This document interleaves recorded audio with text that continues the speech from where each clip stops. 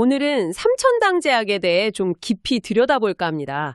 이 회사가 항생제나 안과용제 쪽으로는 꽤 오래됐잖아요. 1943년 설립이니까요. 네, 맞습니다. 역사가 깊은 제약사죠. 특히 이제 안과용제 쪽에서는 2012년에 옵투스 제약, 예전 DHP 코리아를 인수하면서 점안제 생산은 국내 1위로 올라섰어요. 아, 옵투스 제약 인수가 컸군요. 그럼 지금 주력은 역시 전문의 약품 쪽이겠네요? 네, 그렇죠. 전문의 약품 중심이고 특히 최근에는 바이오시밀러 쪽으로 관심이 아주 뜨겁습니다. 역시 그 얘기가 나올 줄 알았습니다. 아일리아 바이오시밀러 SCD-411. 이게 지금 가장 주목받는 파이프라인 맞죠? 네, 단연 그렇습니다. 이게 또 그냥 바이오시밀러가 아니라 프리필드 시린지 PFS 형태로 나온다는 점이 특징인데요. PFS요? 그 미리 약물을 채워져 있는 주사기 말씀이시죠? 맞아요. 사용자가 직접 약 뽑을 필요 없이 바로 주사하니까 훨씬 편하고 또 오염 위험 같은 것도 줄일 수 있죠. 안전성, 편의성 다 잡은 제형이라고 보시면 됩니다. 그 SCD-411이 치료하는 질환이 습성 황반변성이라고요? 이게 좀 생소한데? 네. 주로 이제 노화 때문에 망막 중심부 신경 조직인 황반에 변화가 생겨서 시력이 급격하게 나빠지는 그런 안과 질환입니다. 이 치료제 오리지널이 아일리아인데 SCD-411은 이 약의 바이오시밀러, 그러니까 효과는 거의 같으면서 가격 경쟁력을 갖춘 복제약인 셈이죠. 근데 이 시장 경쟁이 정말 치열할 것 같은데요. 셀트리온이나 삼성 바이오엑피스 같은 큰 회사들도 다 뛰어들었잖아요. 그렇죠. 국내는 물론이고 해외에서도 경쟁이 만만치 않을 겁니다. 하지만 삼천당제약이 글로벌 임상 3상도 이미 마쳤고 주요 시장 공략에 좀 속도를 내고 있어요. 속도를 낸다는 건 구체적으로 어떤 성과가 있었나요?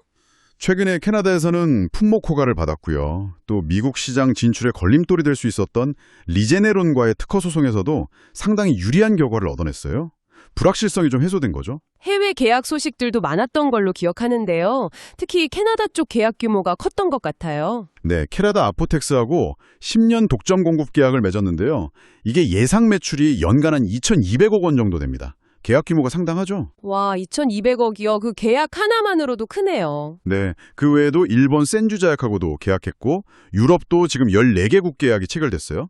작년 11월에 5개국, 올해 3월에 9개국 추가했고요. 유럽 14개국. 그럼 미국은요? 미국이랑 중남미 6개국도 최근에 프레제니우스 카비라는 회사랑 독점 공급 계약을 맺었습니다. 저용량뿐만 아니라 고용량 제품까지 포함해서요. 이야, 정말 글로벌하게 영토를 넓혀가고 있네요. 그럼 이 아이엘리아 바이오시밀러 시장 전체 규모는 어느 정도나 되나요? 2024년 기준으로 보면 글로벌 시장이 약 14조 원 정도로 추산됩니다. 삼천당제약이 이 시장에서 상당한 점유율을 가져오겠다는 목표죠. 한국에서도 작년 11월에 이미 품목 허가 신청 들어갔고요. 그렇군요. 아이엘리아 말고 또 주목할 만한 기술이 있던데요. 에스패스라고. 이게 주사제를 먹는 약으로 바꾸는 기술이라고 들었거든요. 네. 정확히 보셨네요. 에스패스는 경구용 약물 전달 플랫폼 기술인데요. 이게 특히 주목받는 이유가 그 비만 당뇨 치료제 시장의 강자잖아요. 노보노디스크. 네, 그렇죠.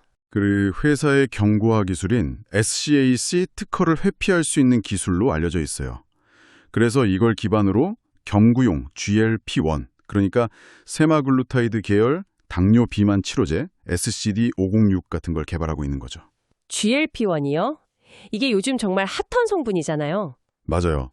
인슐린 분비는 늘리고 글루카곤 분비는 억제해서 혈당 조절하고 또 식욕 억제 효과도 있어서 체중 감량에도 도움이 되는 호르몬이죠.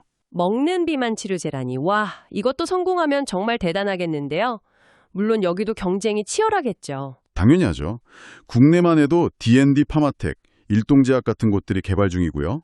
글로벌로 보면 노보노디스크랑 일라일리리가 이미 경구용 GLP-1 신약을 내놓거나 개발하면서 아주 치열하게 경쟁하고 있습니다. 삼천당제약이 이 경쟁에서 어떤 결과를 보여줄지 지켜봐야겠네요.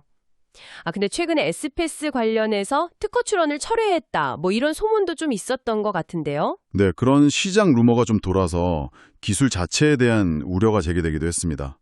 이 부분은 좀 더 확인이 필요해 보입니다. 알겠습니다. 이런 파이프라인 개발이나 계약들 다 돈이 필요한 일인데 재무 상태는 좀 어떤가요? 1분기 실적이 나왔죠. 네, 2025년 1분기 실적을 보면요. 연결 기준으로 매출액이 506.2억 원, 전년 동기 대비해서 한 4.5% 정도 늘었고요. 영업이익이 6.9억 원, 당기순이익이 12.8억 원을 기록하면서 일단 흑자 전환에는 성공했습니다. 흑자 전환이요? 다행이네요. 근데 아직 연간으로는 적자인 거죠? 네, 아직 연간 기준으로는 적자 상태이긴 합니다. 그래도 분기 흑자는 긍정적인 신호로 볼 수 있겠죠. 재무 건전성 자체는 아주 좋아요. 재무 건전성이요? 부채 같은 건 어떤가요? 연결 기준 부채 비율이 약 17% 정도밖에 안 됩니다. 매우 낮은 수준이고요. 현금성 자산도 한 828억 원 정도 가지고 있어요. 부채 적고 현금 많고 안정적이네요. 예전에 전환사채 물량 부담 얘기도 좀 있었던 것 같은데 그건 해결됐나요? 네. 그 오버행 이슈 말씀이시죠? 과거에 발행했던 전환사채는 작년 중에 전부 보통주로 전환이 완료됐습니다. 그래서 이제 갑자기 주식수가 늘어나서 주가가 희석될 위험은 없어졌다고 보시면 됩니다. 다행이네요. 최근에 혹시 다른 이슈들은 없었나요? 몇 가지 좀 있었죠.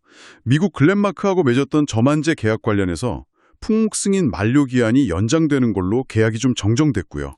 계약 정정. 또요? 그리고 경구용 GLP-1 제네릭, 그러니까 노보노디스크의 리벨서스 복제약 관련해서 생동성 임상에는 성공했다고 발표했는데 이게 또 오리지널사 특허 침해 아니냐 이런 논란이 좀 있었어요. 특허 논란. 복제약 개발에는 늘 따라다니는 이슈 같네요. 그렇죠. 그리고 또 하나는 윤대인 회장이 본인이 가진 지분 전부를 자녀들한테 증여한 일이 있었죠.